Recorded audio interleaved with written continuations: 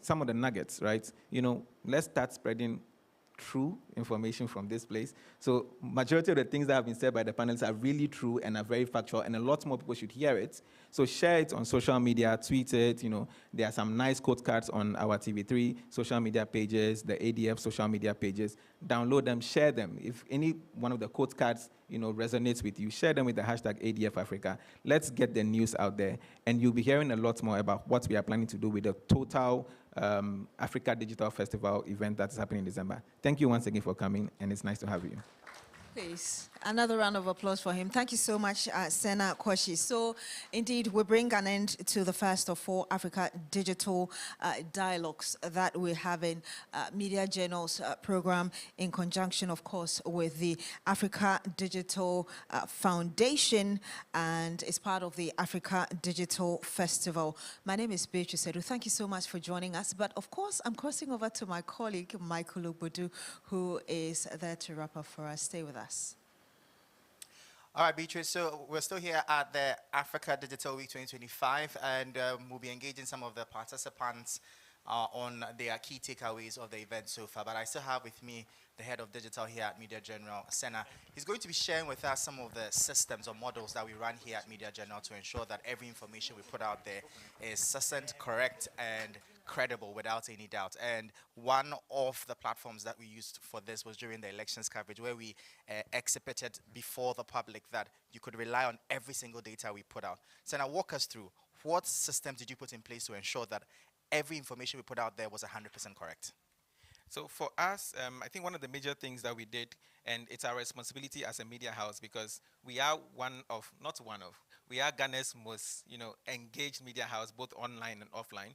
So a lot of bad players also take our content, try to manipulate it. So you see a lot of fake, what we call the news cards, headline cards, and quote cards from our side. So I think in the run-up to the election, we noticed that because when it comes to election period, everybody wants to do things faster, quicker, and people would copy our content, and people would not also have that time to verify. One of the systems we created was called the MG Veritas, where then every single image, every single quote card that is verified, that we create internally, has a little QR code and then a simple should I say signature that you can see. But then you can go back, and if you need to verify any of those, you then upload it or scan the code. It will tell you if that quote card is verified, and that's one of the major things that we also then did for the consumers. But internally, there were multiple layers and systems that we created for verification, and I think it showcased in the election, right? Everybody said Media General won the election coverage. I mean, again, Media General did not win the election coverage. I think we were just doing our duty to the nation and doing our duty to our viewers of providing the fastest and also the most accurate information on time to our viewers. And I think some of the things will also be spoken about when it comes to the festival, but one of the public ones is the MG Veritas system, which was a very good system that we built to help people verify at least the quote cards and also get them information out of the system from our side. Yeah. All right, thank you so much. And I do remember that you were strict on the fact that until you saw the stamp of the returning officer on the pink sheets, there was no way you were accepting it. Yes, yes. And that was one thing that we also had to do, right? Again, elections particularly are tricky periods in Africa, where a lot of players also then start to put things out there.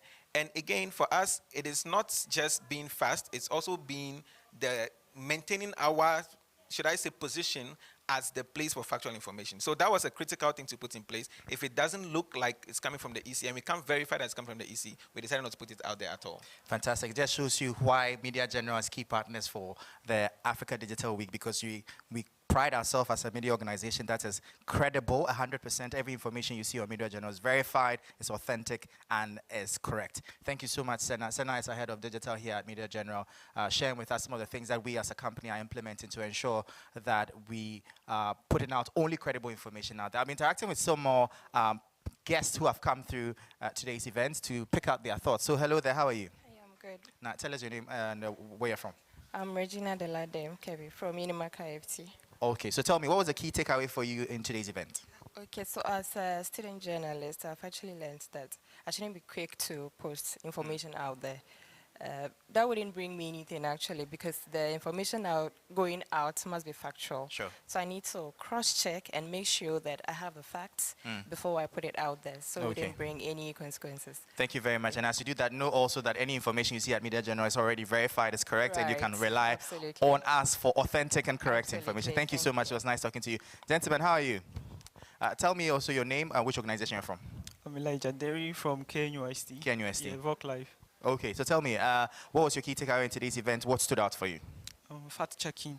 Make sure that we going away that we have to make sure that we fact check everything before we put it to the public, because any information out there could either cause harm or positive. Thank you so much. And what new systems are you also going to be putting in place, especially with regards to the information we're consuming digitally going forward?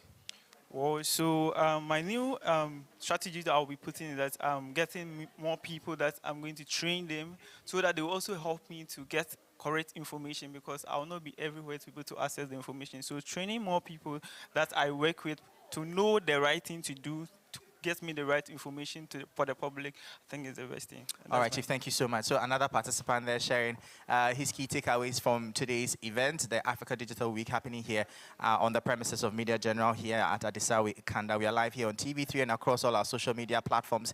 If you just tune in, this is the Africa Digital Week. We are bringing you highlights on key conversations on how to tackle the issue of misinformation. And there are more people coming out from the hall. We'll be interacting with a couple more of them to pick out their thoughts on how the event has fared. But keep your dialogue here on TV3. We'll be bringing you more engaging content on this particular topic on addressing the issue of disinformation and misinformation. My name is Michael Lobodu. Thank you for watching and tuning into the Africa Digital Week. Stay tuned to TV3.